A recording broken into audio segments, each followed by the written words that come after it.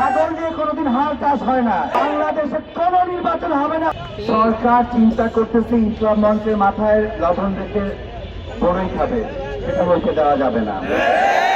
আমার ভাই গেছে, আন্দোলন চলবে, কিন্তু হাদি ভাই কখনো কোনোদিন এই 16 মাসে একটা আন্দোলনে একটা কোনো কিছু ভাঙচুর করতে আমাদের সেই শিক্ষা দেয় নাই।